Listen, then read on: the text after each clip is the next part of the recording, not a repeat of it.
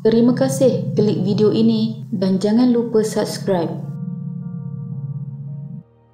Kematian seorang kanak-kanak berusia 2 tahun telah menggemparkan negara apabila terdapat keraguan dengan cara kematiannya, dan apabila pihak hospital membuat bedah siasat, ternyata dakwaan itu adalah benar yang dia telah meninggal dunia akibat dibunuh. Mangsa kes ini, Hanis Amanda Muhammad Zafil, masih kecil ketika kejadian dan mungkin tidak mengerti apa yang telah berlaku di sekelilingnya. Kes menyayat hati itu dilaporkan media pada November 2015 yang membawa kepada pembukaan akaun Facebook atas nama Keadilan untuk Amanda yang dicipta oleh ibu kandung mangsa. Kisah itu kembali tular dan mendapat perhatian netizen pada Mac 2017 setelah satu status menuntut keadilan kanak-kanak itu dimuat naik di akaun tersebut. Akibat kes ini masih tiada tindakan atau tiada perkembangan dari siasatan, malah langsung tidak dibicarakan di mahkamah. Kemudian beberapa hari selepas kisah itu tular, barulah suspek kes ini didakwa di mahkamah setelah lebih setahun diperam. Apa yang sebenarnya telah berlaku kepada mangsa? Ini adalah kisahnya.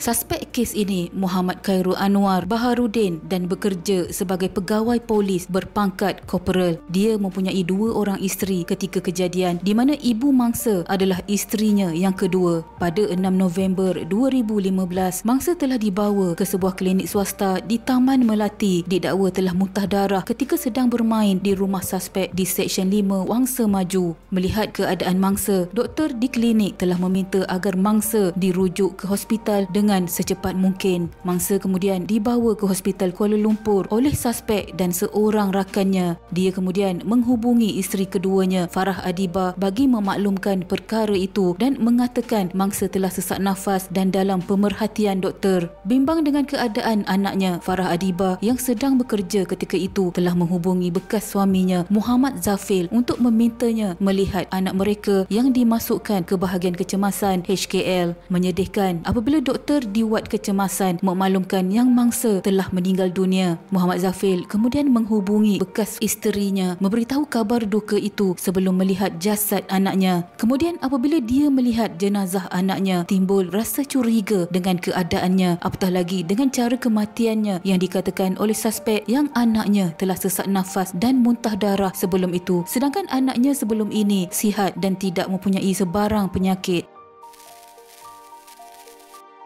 Lalu pada malam itu juga, Muhammad Zafil telah membuat laporan polis berkenaan kematian anaknya yang mencurigakan. Pada keesokan harinya, 7 November 2015, pihak polis telah mengarahkan hospital agar bedah siasat dilakukan ke atas mayat mangsa. Pagi itu, ibu dan bapa tiri mangsa telah disoal siasat oleh pegawai perubatan dan pada waktu itulah suspek telah meminta agar tidak membuka dan membedah kepala mangsa. Permintaan yang agak ganjil dan menimbulkan syak kepada isteri keduanya itu. Dan pada malamnya, laporan bedah siasat telah dikeluarkan oleh pihak hospital. Hasil penemuan bedah siasat yang mendapati mangsa meninggal dunia disebabkan keretakan tempurung kepalanya yang dipercayai telah dipukul dengan objek tumpul. Selain itu, mangsa juga telah diliwat. Pihak polis tanpa membuang masa telah menahan suspek serta isterinya yang ketika itu berada di perkarangan bilik mayat dan seorang rakan suspek. Mereka terus membawa ketiga-tiganya ke balai polis untuk membantu siasatan dan telah ditahan reman.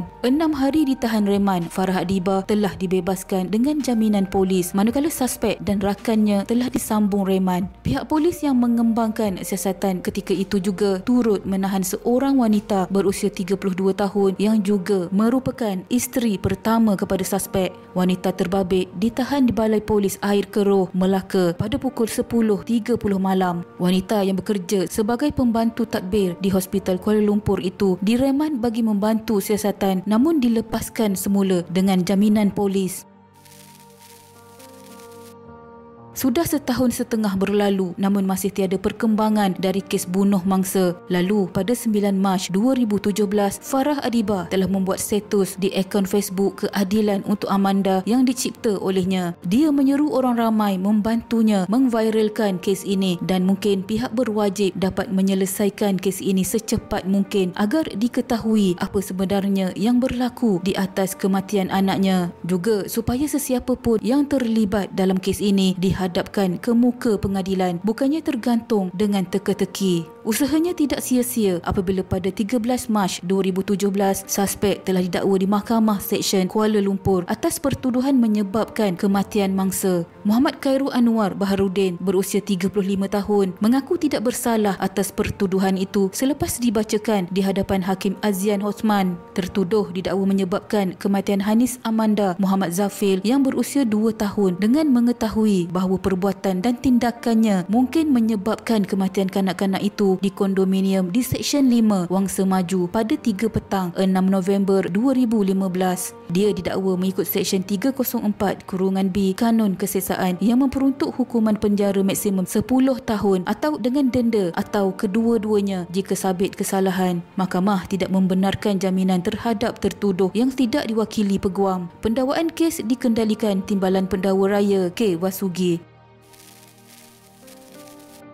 Suspek yang pada mulanya didakwa mengikut Seksyen 304(B) Kanun Kesesaan telah ditukar pertuduhannya kepada mengikut Seksyen 302 Kanun Kesesaan kerana membunuh, dan perbuatan kejamnya mendapat pembalasan yang ditunggu-tunggu apabila pada 31 Mac 2021 dia dihukum gantung sampai mati oleh Mahkamah Tinggi Kuala Lumpur selepas didapati bersalah membunuh mangsa. Hakim Colin Lawrence Sekerah menjatuhkan hukuman itu terhadap Muhammad Khairul Anwar Baharudin selepas mendapati pihak pembelaan gagal menimbulkan keraguan munasabah terhadap kes itu. Mahkamah mendapati kesemua keterangan mengikut keadaan dalam kes ini menjurus kepada kesimpulan tertuduh membunuh mangsa. Oleh itu, mahkamah mensabitkan tertuduh di bawah Seksyen 302. Sejurus selepas tamat prosiding, tertuduh dilihat tenang, namun dua ahli keluarga tertuduh yang hadir pada prosiding itu dilihat menangis. Dalam prosiding itu, pendakwaan diwakili Timbalan Pendakwa Raya Zahidah Zakaria, manakala Peguam Fahri Azad mewakili tertuduh.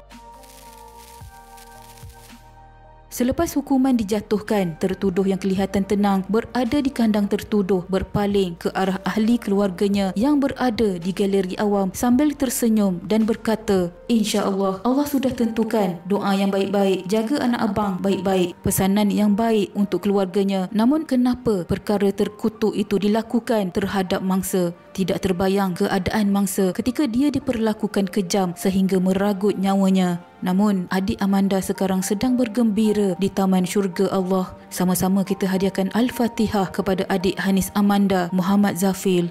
Sekian.